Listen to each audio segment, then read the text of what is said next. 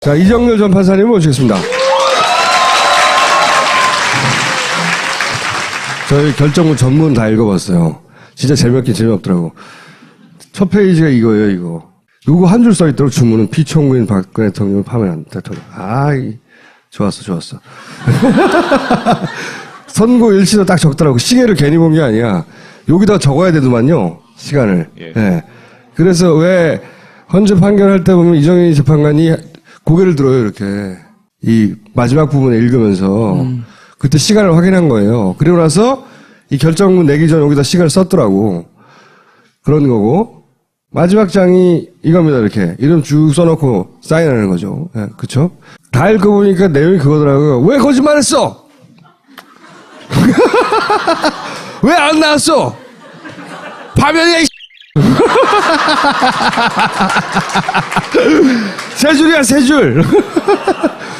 제가 읽은 거는, 아유, 길게 읽었나, 내가 내용 3개밖에 없는데. 그럼 홍준표 지사 말이 맞았나요? 괘씸죄네?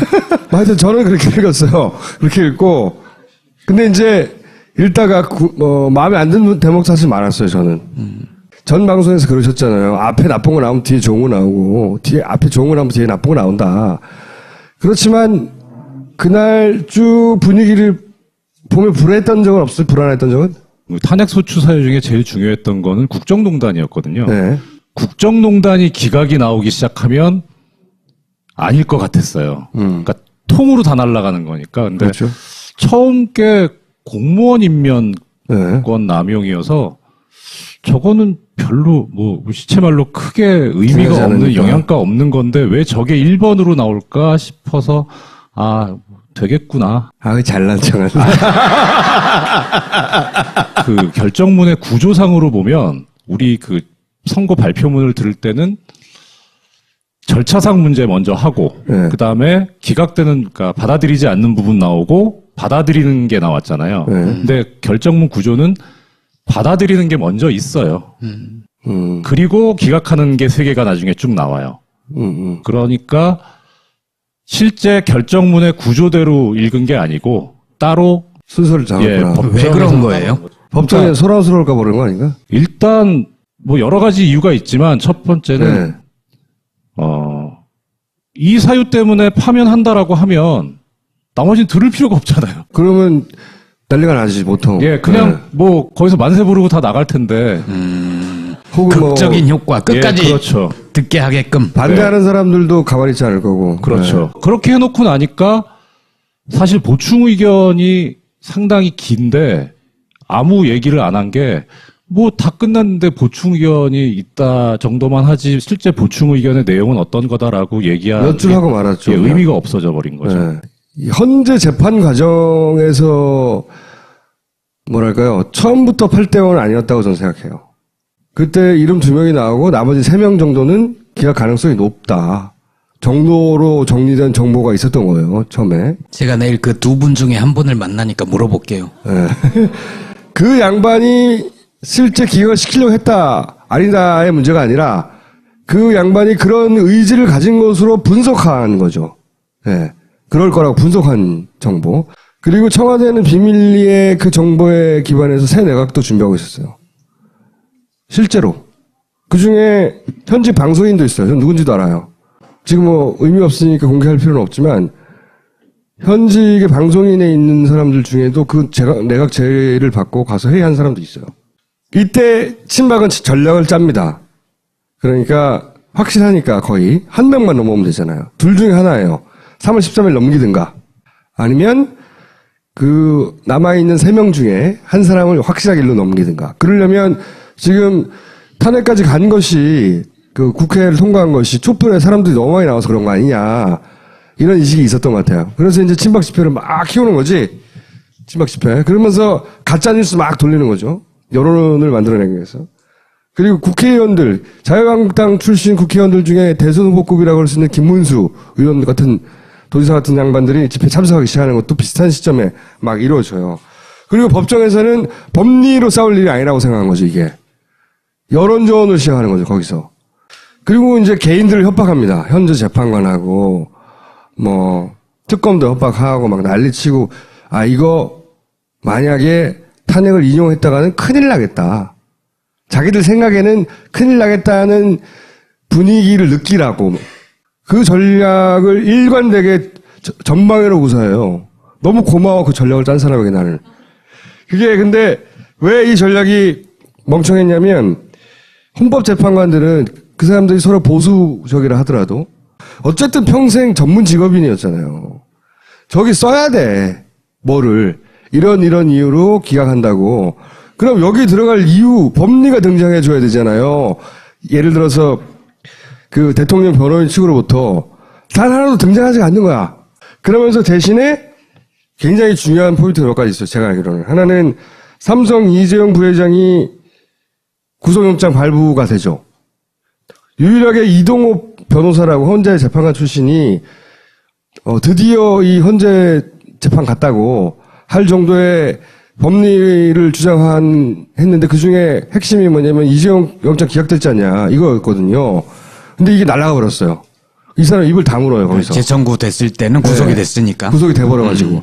유일하게 뭔가 몇 줄 쓸 수 있는 근거를 제공해 둔 사람들이 한 사람이 있었는데 그 사람 특검이 큰 역할을 한 거죠 그때. 이재용 부회장이 구속되면서 쏙 들어가 버렸어요 그것도. 그 다음에 국정원 사찰 뉴스 있잖아요. 이 재판관들이 자기가 결정을 쓸 때 이것이 정보기관의 사찰이나 압력의 결과로 보여지지 않을까 하는 심리적 압박을 만들어냈어요 이게 그 사람들에게. 또 하나는 이정미 재판관 후임을 대법원장이 절묘한 시점에 판결 직전에 임명했잖아요. 이건 헌법재판관들의 자존심을 굉장히 건드렸어요. 대법원이 헌법재판관의 결정에 개입하려고 한다라고 하는 열받게 만드는 요인. 좀 이따 분석하세요. 그러니까 결정문 이외의 요인을 말하는 거예요. 그 다음에 이제 그 과격한 집회가 오히려 8대0을 만들어낸 거예요. 오히려. 여기서 소수 의견 냈다가 그걸 근거로 해서 어느 한쪽도 인정할 수 없는 상태로 갈 수 있으니 이쪽이든 저쪽이든 8대5를 만들자 하는데 친박 집회의 과격함이 기여를 한 거죠. 난 총수가 불안할 때부터 절대 재판관들은 이걸 못 쓴다라고 생각을 했어요. 한 번도 난 의심을 안 했다니까. 마지막 순간까지도 쉽지 않았다고 저는 알아요. 근데 김기춘 전 비서실장이 구속된 것도 저는 큰 역할을 했다고 봐요. 그러니까 정보기관에 대한 장악력이 청와대에서 확 떨어졌다 그때. 그리고 그 공백을 대체한 자가 있었을 거 아닙니까? 문고리 3명도 없죠. 김기춘도 없죠. 그럼 그 자리를 메꾼 자가 있었을 거 아니에요. 그 자의 부실한 실력. 그 자의 부실한 실력도 큰 몫을 했다. 누군지 짐작하는 사람이 있으나 어쨌든 그 자의 부실함. 그래서 그 전체적인 전략 막 피로 물들인다고 하고 아스팔트를 그런 전략들이 지속적으로 이 결정문을 쓸 때 헌재 재판관들한테 역으로 작용한 거예요. 그래서 결국은 8대1까지 갔다라고 저는 생각하는데 저는 왜냐하면 또 한편 그런 생각한 이유 중에 하나는 이 결정문 속에는 보수적인 재판관들의 그 흔적들이 남아있어 많이. 굉장히. 우리는 이제 어쨌든 판명됐으니까 땡큐인데 그 안에 보면 예를 들어서 뭐 대통령제를 바꿔야 된다. 소수 의견으로 나왔던가요? 네. 대통령제를 바꿔야 된다는 게 여기 들어가야 된다는 게 난 굉장히 웃기다고 생각하거든요. 결정문 자체로 보면 어떻게 분석이 되는지 이제 들어보겠습니다. 일단 순서대로 조금 말씀을 드려볼게요. 뭐 중심은 사실 저도 기본적으로 포맷은 총수님 말씀하고 비슷해요. 그러니까 저항하려고 했는지까지는 모르겠지만 네. 이 헌재 재판관들이 아직도 전통적인 그런 법리 구성에서 못 벗어나고 있다. 네. 기각하려는 노력이 있었어요. 제가 보기에는. 읽다가 보면. 예, 그 논리 비약이 있는 부분이 여러 군데서 좀 보이기는 해요. 특히 이제 세월호 부분에서는 상당한 논리 비약이 있어서 그걸 보고 좀 저도 많이 실망을 했었고요. 근데 일단 이게 원래는 탄핵소추 사유가 국회에서 의결한 게 17가지인데요. 그걸 유형별로 정리를 했어요, 처음에. 그래서 헌법 위배 행위가 5가지, 법률 위배 행위가 4가지, 이렇게 해서 9개로 줄였다가 3번의 준비기일이 있었는데 준비기일에서 4개로 정리를 합니다. 최순실 국정 개입하고 권한 남용 행위, 언론자유 침해, 생명권 보호, 세월호죠, 이게. 그다음 뇌물수수 등 각종 형사법 위반 행위 이렇게 했는데 나중에 재판 진행 과정에서 이 뇌물수수를 이 최순실 국장이 집어넣어버렸고. 여기다 네. 집어넣어버렸어요. 그래서 뭐 죄송한 말씀이지만 이 결정문에는 이재용 얘기는 한 줄도 안 나와요. 삼성 얘기는요. 안 나와. 그냥 그 전혀 안 정경련이 나오네. 미르재단하고 K스포츠재단 설립하고 거기에 왜 출연자들이 당연히 그 재단을 운영하는데 권한을 가지고 개입을 해야 되는데 돈 낸 사람들은 아무것도 못하지 않느냐. 이것이 과연 정당한 출연 행위냐라고 이 부분만 문제를 삼았지 이재용 얘기가 안 아니냐, 나오고 안 따졌어요. 안 아예. 따졌어요. 그래서 저는 이게 상당히 관심이었거든요. 이 뇌물수수 요거 이게 빠져나가 버렸어요. 예. 근데 이게 왜 빠졌을까 하고 보니까 나중에 결정문을 봤더니 이 부분을 포함시켜 버렸어요. 저기다 넣고 그 다음에 나온 게 공무원 임면권 관련해서 직업공무원제 위반을 얘기를 하더라고요. 그래서 발표문에 네, 현대자동차고 롯데는 나오잖아요. 예, 나오죠. 예. 네. 근데 그거는 이제 뇌물의 문제가 아니니까 일단 네. 인사 문제였거든요, 그거는. 예. 제 영역에서 보면 제일 기여를 하신 분이 서석구 변호사님하고 김평우 변호사님이 네, 맞아요. 정말 엄청난 기여를 그 두 했어요. 분이 헌재 재판관들의 모욕감을 줬어요. 아까 말씀하셨던 두 분 내지 세 분, 네. 저도 이름은 들어봤어요. 누구일 네. 것이다. 네. 그런데 이제 저는 그건 그러는 루머일 거라고 대부분 생각했던. 그런, 저는 그냥 소문일 거다라고 일축을 했는데, 그 물망에 올랐던 분들이 특징이 공안 쪽에 오래 검사 생활을 하셨던 분, 예. 아니면, 그다음에 공안 사건에서 뭐라고 표현해야 되죠? 국가보안법 위반을 인정하는 쪽에 많이 가담했던 판사 출신들이에요. 그러니까 이분들은 특히 이제 공안검사 출신의 헌법재판관들은 서석구 변호사나 김평우 변호사를 만날 일이 없었어요. 기본적으로. 왜냐면 국가보안법 위반 사건으로 공안 사건을 하는데 변호인이 온다는 거는 민변 쪽이나 이쪽 사람들이 오지 그런 그렇죠. 분들은 오지 않아요. 자기의 적이 되지 않아요. 그러니까 만나본 적이 없죠. 그런데 자기가 재판을 하는데 저런 짓을 하는 거예요. 저런 짓. 기가 막힌 거죠. 그러니까 그거는 저는 상당한 영향을 미쳤을 것 같아요. 저도. 그게 예.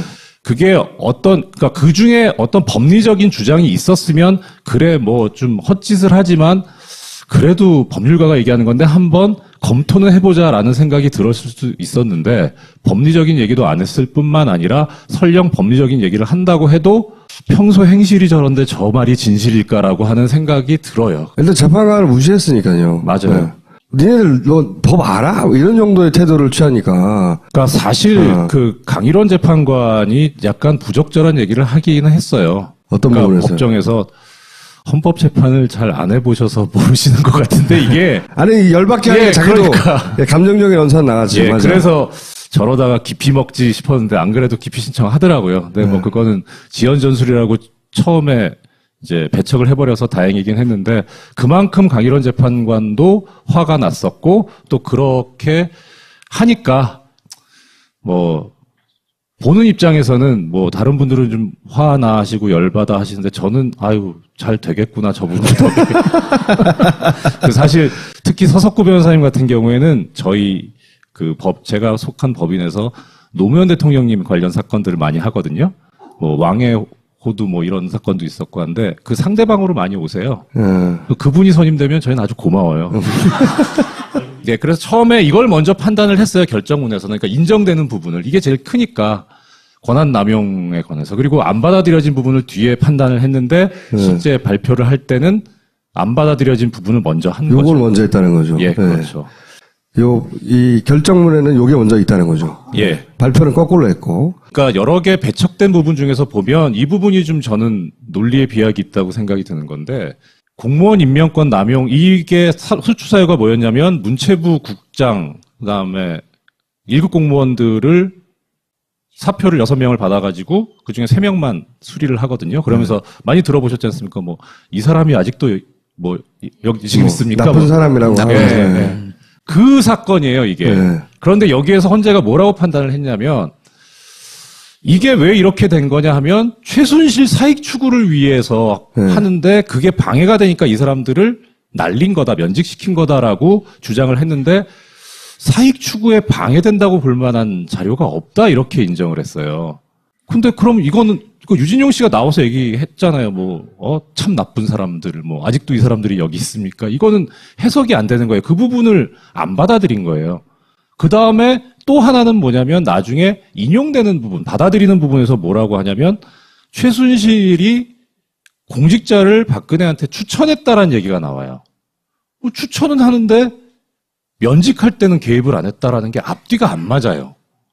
그래서 왜 이거를 뺐을까 하는데 큰 의미는 없는 건데. 왜냐면은 큰 거 하나하고 싼 건 다 빼준 거예요. 그래서 저는 총수님 말씀대로 안 해주려고 하는 의지가 있긴 있었구나라는. 있었어요. 제가 보기에도. 네. 네. 여기서 강일원 재판관의 존재가 굉장히 중요했다고 생각해요. 네. 이분은 보면 재판 주심이 됐는데 주심이 되는 게 컴퓨터 추첨을 한다면서요. 예. 완전 운이야 운. 얼마나 다행인지 몰라. 그 컴퓨터도 보관해야 돼요. 사실은 김희수 재판관님이 되셨으면 더 좋았죠. 그랬으면 더 좋았겠지만, 예. 근데 저는 이분이 충분히 만족스러운 게, 네. 진보 보수 성향을 따지기 이전에 이 양반이 가지고 있는 생활 상식으로 보자면 이게 인용거리가 된다고 처음부터 생각한 것 같아요 보니까. 맞아요. 이거 해먹은 거 맞네 이런 인식을 가졌어. 그래서 전체 진행을 그렇게 했고 평의를 한다는 게 결국은 그 주심이 나는 이렇게 논리를 전개하면 이제 다른 사람들이 나는 이렇게 생각하진 않아 이의 제기를 하고 이런 구조인데 이 양반이 되게 꼼꼼한 양반이더라고 보니까. 예. 그러니까 나는 이렇게 생각한다고 할 때 제시하는 주장 밑에 논거들이나 사례들을 엄청 많이 달아서 됐을 거 아니에요. 이 사람이 주심이 돼서 이야기를 진행할 때 그걸 반론하기가 쉽지 않았을 거라고 봐요. 재판 과정에서도 송곳 질문들을 많이 던졌고 네. 그 내용들이 인용의 근거로 많이 담겼어요. 주심이니까 당연히 질문하는 건데. 그리고 더 이제 드러나지 않은 것 중에 주의 깊게 봤었어야 하는 게 뭐냐면 증인을 채택을 하거나 채택하지 않거나는 결정을 하는데 이정미 재판관도 얘기했지만 모든 재판관들이 다 합의를 거쳤고 재판장이 독단적으로 결정한 거 하나도 없다 그랬거든요. 네. 그러니까 평의를 하면서 이 증인을 채택할 거냐 말 거냐, 그다음 이 증거 신청을 받아들일 거냐 말 거냐, 여기에 대해선 누구가 주도권을 지냐면 주심 재판관이 주도권을 쥐어요. 그러니까. 그런데 이거는 안 된다. 네. 이 채택하지 말자라고 하는 거에 대해서 다 이게 통과가 됐다는 거예요. 그러니까 사실 증인 채택하는 여부, 그다음에 사실조회든지 하여튼 여러 서류들 받아들이는 걸 보면 이게 어떻게 흘러가는가를 좀 짐작을 할 수는 있거든요. 안종범 관련된 다이어리를 채택하지 말라고 변호인단 쪽에서 박근혜 변호인단 쪽에서 얘기했을 때 강일원 주심이 한 칸에 뭐라고 그랬냐면 안종범이 법정에서 인정한 부분만 채택할 거니까 상관없다고. 그렇죠. 근데 사실 강일원 재판관이 가장 큰 역할을 했던 건 그거였어요. 헌법재판소법에 보면 탄핵 심판 절차는 형사소송법을 준용하게 돼 있거든요. 네. 그러니까 대통령 쪽에서도 형사소송 얘기를 계속 한 거예요. 왜냐하면 준용이 되니까. 그런데 강일원 재판관이 저는 약간 법하고는 약간 좀 거리가 있어 보인다 생각은 들지만 하여튼 깔끔하게 정리한 게 일단 헌법재판이라는 큰 틀 속에서 그 헌법재판이라는 본질에 반하지 않는 한 형사소송법이 들어오는 거지 무턱대고 형사소송법이 들어오는 게 아니다. 이 얘기를 한 거예요. 그러니까 거기서 아마 대통령 대리인단의 전략이 반 이상은 무너졌을 거라는 생각이 들어요. 일단. 하여튼 그렇고. 안 그랬으면 무수한 증인들과. 그렇죠. 무수한 증거물들을 한 해 만에 하면서 시간이 계속 늘어졌을 거라는 거죠. 예. 이 부분에 이제 그게 나오는데요. 생명권 보호 의무 위반 이렇게 나옵니다. 근데 제가 앞부분은 약간 생략을 했는데 이 관련된 헌법 조항이 그렇게 돼 있어요. 국가는 국민의 기본적인 인권을 보호하고 권리가 있음을 확인한다 이렇게 의무가 있다 이렇게 나오거든요. 근데 주어가 국가예요. 대통령이 아니고. 그래서 그거를 그대로 해석하면 이렇게 되는 거예요. 근데 국가하고 대통령을 동일시할 수는 없지만 그래도 국가 원수고 행정부 수반인데 좀 그거는 어느 정도까지 유연성을 줬어야 되지 않느냐 싶은데 이게 제일 심한 부분이 저는 이거예요. 그렇죠. 대통령에게 직접 구조활동에 참여하고 구조활동에 참여해야 누가 그렇게 얘기했냐고요. 그러니까 이게 말이 되는 소리냐 이게 지금. 이거는 사실은 이 보수 진영에서 새누리당에서 끊임없이 얘기하던 논리거든요. 대통령이 그럼 거기 가서 직접 구출해야 되냐고. 그러니까요. 직접 구조활동에 참여하는 행위 의미까지 바로 발생한다고 보기 어렵다. 네. 직접 가서 구해야 되는 거 아니냐는 말이거든요. 누가 그걸 요구했냐고. 그러니까요. 진짜 그 방해가 되죠. 이거 일단 했어요. 그러니까 이쪽 요거 인용 하나 하고 이쪽을 주장하는 예를 들어서 보수적인 재판관들의 견해를 그냥 받아주는 선에서 저도 그런 것 같아요. 네. 이것까지 인정했다가는 싸움이 자기들에게, 끝나지 않을 것 같다. 예. 그리고 그 다음 문장도 아주 신기한 거예요. 대응 조치가 미흡하고 부적절하다까지 인정한 거예요. 예. 그럼 끝난 거 아니에요? 근데 그게 생명보호의무를 위반했다 인정하기 어렵다. 예, 이게 무슨 논리적으로 말인가 무슨 이게 지금. 그 다음에 더 나가서 이제 성실 의무 관련해서 예. 직책을 성실히 수행할 의무는 사법적 판단의 대상이 아니다. 주관적이다. 예. 근데 이거는 사실 좀 뭐 수긍할 수 있는 게 이 부분이 어디에 나오는 얘기냐면 노무현 대통령님 탄핵 심판 사건 때 결정문 때도 이 얘기가 나와요. 그러니까 뭐 쉽게 말하면 이제 무능한 거 가지고는 안 된다. 어느 정도가 성실한 거냐 아니냐. 예. 뭐 그런 얘기고. 주관적인 가치 판단의 문제다. 이렇게 얘기를 하는 거죠. 여기에 대해서 이거를 이제 정면으로 건드린 게 김희수 재판관님하고 이진성 네. 재판관의 얘기. 두 사람은 무슨 소리냐. 예. 이거. 예. 그것도 파면 사유다. 예. 그리고 사소한 성실은 우리가 좋아하는 표현, 디테일한 걸 해도 파면 사유에 해당한다. 이게 이제 진보적인 재판관, 예. 김희수 재판관의 의견이에요. 저도 여기 동의하는 게 예. 우리가 과실치사 죄를 묻잖아요. 게다가 그 공직의 과실치사는 더 엄중하게 묻잖아요. 저 중대한 과실이 있는 게. 예. 중대 과실은 문답은 아니지. 그러니까 무능이 아니고 과실이라고 봐야 되는 거예요. 단순 무능이 아니라 이런 특정한 임무를 제대로 못한 건 저는 그렇게 생각하거든요. 그렇죠. 여기서 이제 마음에 안 드는 부분이 이 부분이에요. 다만이라고 있는 이하 부분에 직무를 의식적으로 방임하거나 포기했다. 이게 한자 말이라서 좀 그런데, 그러니까 시체말로 그냥 일부러 안 했다. 아무것도 안 했다. 예. 예. 그런데 이런 경우에만 성실 의무를 위반했다고 볼 수 있는데 그런 정도는 아닌 것 같다라고 판단하고 파면 사유에 해당하지 않는다 이렇게 봤어요. 근데 아까 강일원 재판관 그 헌법재판의 구조를 말씀드렸던 이유가 그거예요. 형사소송 절차에 의하면 모든 증명 책임이 검사한테 있어요. 아시다시피. 그리고 무죄 추정의 원칙이 있기 때문에. 이건 뭘 뜻하냐면 예를 들어서 피고인이 알리바이를 주장을 해요. 뭐 범행이 벌어진 시간에 나는 범행 장소에 있지 않고 벙커에 있었다. 이렇게 주장을 했는데 실제 해보니까 벙커에 없었어요. 그러면 유죄가 되느냐? 그렇진 않죠. 실제 범행을 저질렀다는 걸 검사가 증명해야지 피고인 쪽에서 알리바이를 주장했다 그게 안 받아들여졌다고 유죄가 되진 않아요. 근데 헌법재판은 구조가 달라요.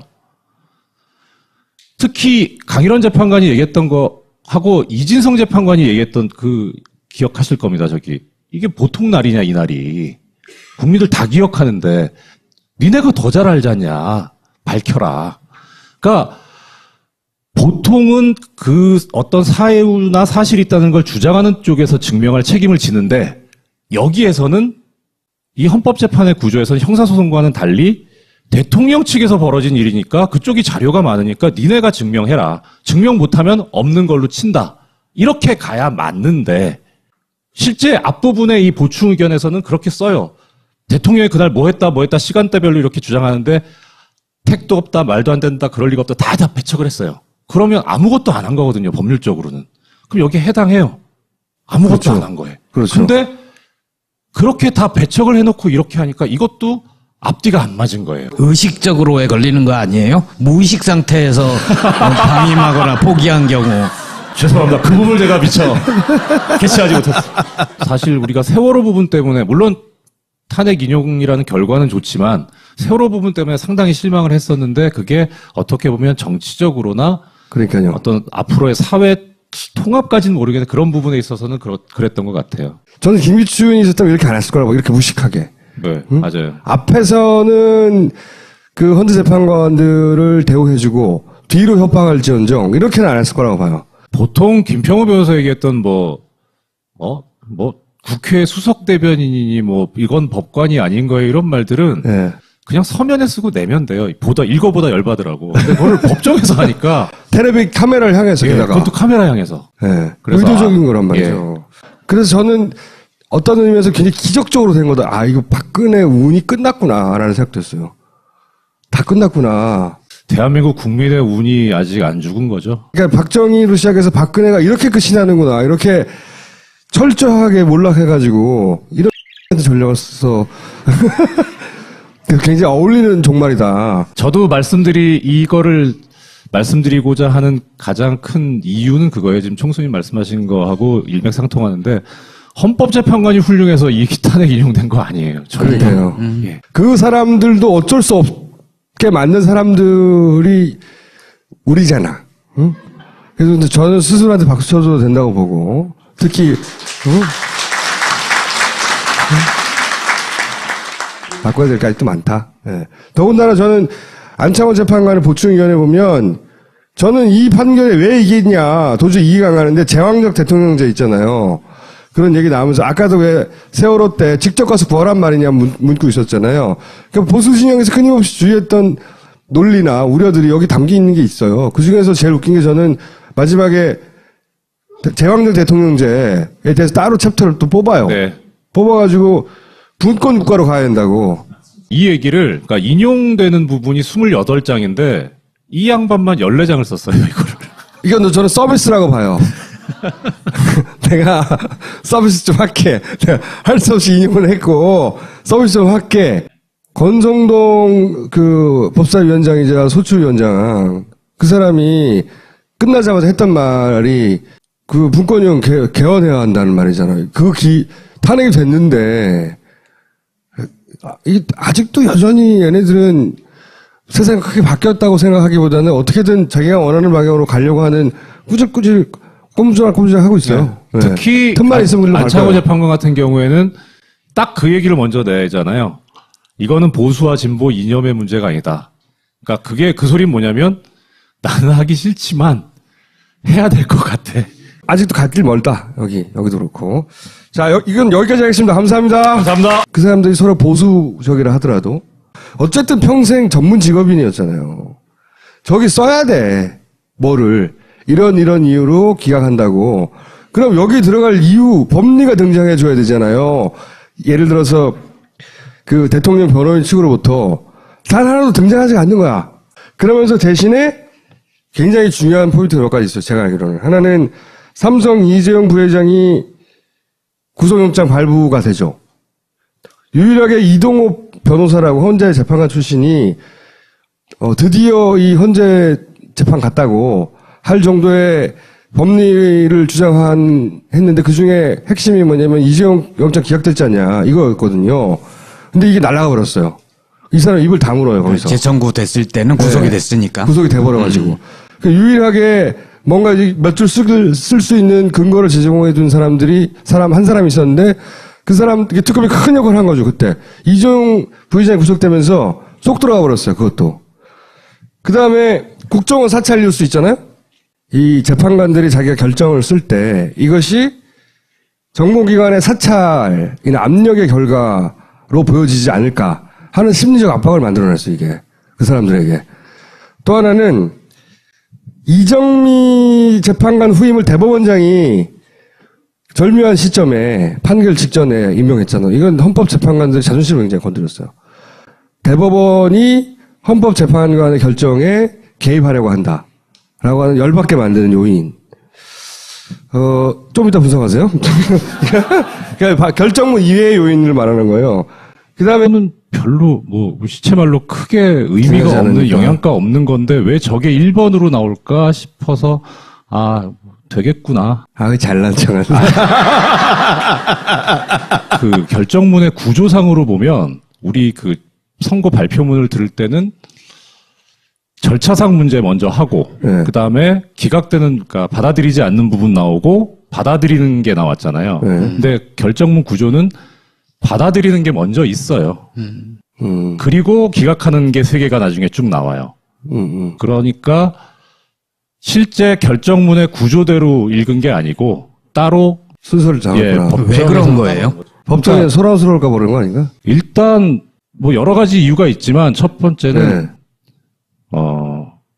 이 사유 때문에 파면한다라고 하면 나머지는 들을 필요가 없잖아요. 그러면 난리가 나지 보통. 예, 그냥 거기서 만세 부르고 다 나갈 텐데. 혹은 극적인 효과 끝까지 예, 그렇죠. 듣게 하게끔. 반대하는 사람들도 가만히 있지 않을 거고. 그렇죠. 그렇게 해놓고 나니까 사실 보충 의견이 상당히 긴데 아무 얘기를 안 한 게 뭐 다 끝났는데 보충 의견이 있다 정도만 하지 실제 보충 의견의 내용은 어떤 거다라고 얘기하는 몇 줄 하고 말았죠. 의미가 없어져 버린 거죠. 네. 현재 재판 과정에서 뭐랄까요, 처음부터 8대5는 아니었다고 저는 생각해요. 그때 이름 2명이 나오고 나머지 3명 정도는 기각 가능성이 높다 정도로 정리된 정보가 있었던 거예요, 처음에. 제가 내일 그 2분 중에 한 분을 만나니까 물어볼게요. 네. 그 양반이 실제 기각을 시키려고 했다 아니다, 이제 그 과격한 집회가 오히려 8대0을 만들어낸 거예요. 오히려 여기서 소수 의견 냈다가 그걸 근거로 해서 어느 한쪽도 인정할 수 없는 상태로 갈 수 있으니 이쪽이든 저쪽이든 8대5를 만들자 하는데 친박 집회의 과격함이 기여를 한 거죠. 난총수가 불안불안할 때부터 절대 재판관들은 기각 이걸 못 쓴다라고 생각을 했어요. 않아요. 한 번도 난 의심을 안 했다니까. 마지막 순간까지도 쉽지 않았다고 저는 알아요. 근데 김기춘 전 비서실장이 구속된 것도 저는 큰 역할을 했다고 봐요. 그러니까 정보기관에 대한 장악력이 청와대에서 확 떨어졌다 그때. 그리고 그 공백을 대체한 자가 있었을 거 아닙니까? 문고리 3명도 없죠. 김기춘도 없죠. 그럼 그 자리를 메꾼 자가 있었을 거 아니에요. 그 자의 부실한 실력. 그 자의 부실한 실력도 큰 몫을 했다. 누군지 짐작하는 사람이 있으나 어쨌든 그 자의 부실함. 그래서 그 전체적인 전략, 막 피로 물들인다고 하고 아스팔트를, 그런 전략들이 지속적으로 이 결정문을 쓸 때 현재 재판관들한테 역으로 작용한 거예요. 그래서 결국은 8대1까지 갔다라고 저는 생각하는데, 저는 왜냐하면 또 한편 그런 생각한 이유 중에 하나는 이 결정문 속에는 보수적인 재판관들의 그 흔적들이 남아 있어, 많이. 굉장히.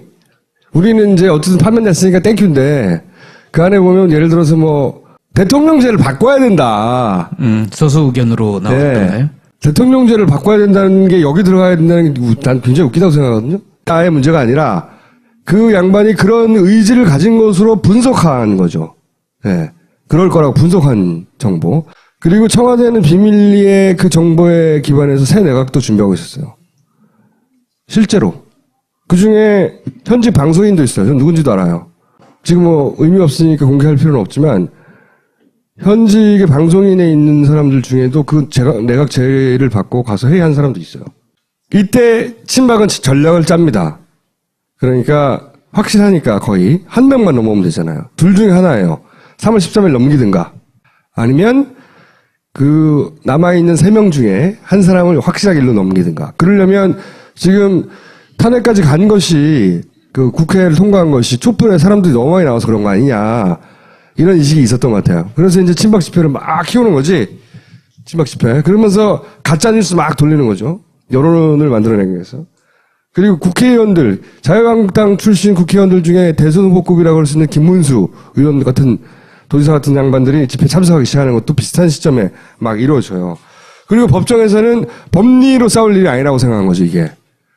여론조언을 시작하는 거죠, 거기서.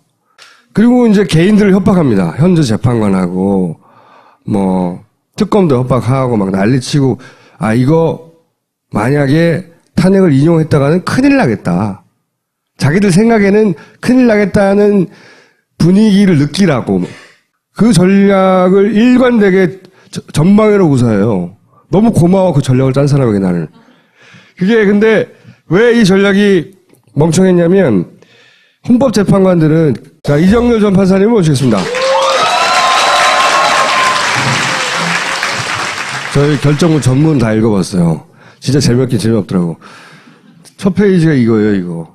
요거 한 줄 써있더라고, 주문은. 피청구인 박근혜 대통령을 파면한 대통령. 좋았어. 선고 일시도 딱 적더라고. 시계를 괜히 본 게 아니야. 여기다 적어야 되더만요, 시간을. 예. 네. 그래서 왜 헌재 판결할 때 보면 이정희 재판관이 고개를 들어요, 이렇게. 이 마지막 부분을 읽으면서. 그때 시간을 확인한 거예요. 그리고 나서 이 결정문 내기 전에 여기다 시간을 썼더라고. 그런 거고. 마지막 장이 이겁니다, 이렇게. 이름 쭉 써놓고 사인하는 거죠. 네, 그쵸? 다 읽어보니까 내용이 그거더라고요. 왜 거짓말했어? 왜 안 나왔어? 파면이야, 이 세 줄이야, 세 줄. 제가 읽은 거는, 아유, 길게 읽었나, 내가 내용 세 개밖에 없는데. 그럼 홍준표 지사 말이 맞았나요? 괘씸죄네? 하여튼 저는 그렇게 읽었어요. 그렇게 읽고. 근데 이제, 읽다가, 마음에 안 드는 대목 사실 많았어요, 저는. 전 방송에서 그러셨잖아요. 앞에 나쁜 거 나오면 뒤에 좋은 거 나오고, 앞에 좋은 거 나오면 뒤에 나쁜 거 나온다. 그렇지만, 그날 쭉 분위기를 보면 불안했던 적은 없어요? 불안했던 적은? 탄핵소추 사유 중에 제일 중요했던 거는 국정농단이었거든요. 네. 국정농단이 기각이 나오기 시작하면 아닐 것 같았어요. 그러니까 통으로 다 날아가는 거니까. 근데 그렇죠. 처음 게 공무원 임면권 네. 남용이어서 저거